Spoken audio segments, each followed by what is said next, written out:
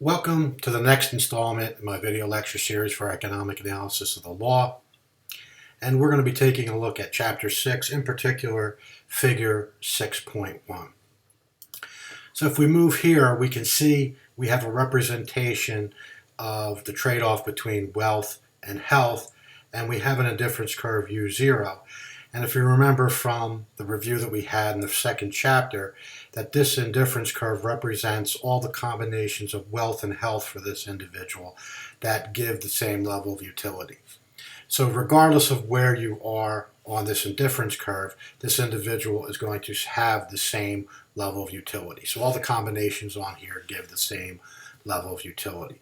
So let's pick a starting point for a particular individual. So we have this individual is initially at point A with a wealth 0 and H0. So this is where we're going to start. Now we're going to take a look at what happens if this person has some type of injury, somebody else is liable for that injury, and what happens is because of this accident that happens to this individual, both their wealth and their health suffer. So they're going to see their wealth fall and their health also fall. So let's pick another point, let's say point B, that shows us that right there. So now because of this accident that was caused because of the liability of some other individual, we've moved from point A to point B, and that has a lower wealth and lower health associated with it. In order to get to that point, we are moving to an indifference curve that is closer to the origin. So at point B, this individual now has wealth 1, which is lower than wealth 0, and health 1, which is lower than health 0. So they have moved to the indifference curve U1, which is closer to the origin. So now this person has lower levels of utility because of this accident. And this is represented by the fact that their wealth and their health have both suffered. Now, if this individual were to sue the individual who caused the actual damages, we would need to try to figure out what is the appropriate damages to give to that person.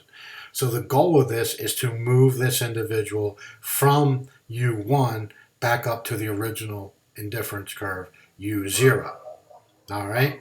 So we want to move them back up there. Well, if their health is fixed at H1, that this accident caused permanent damage to this individual, and this is the highest level of health that we could hope for them to attain, the only way we can move up to the original indifference curve is to increase their wealth so that to the wealth that corresponds to H1. So we want to move up H1 till we hit the original indifference curve. That gives us point C.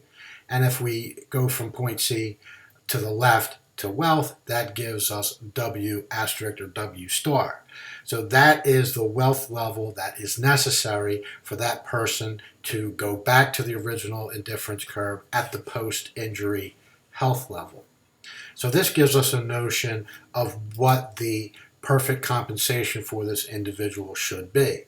In order to achieve perfect compensation, the person that causes the injury should pay the person who is injured the difference between W star and W1. That'll allow the injured individual to move from point B to point C. So now they are back to the original level of utility that they had prior to the accident.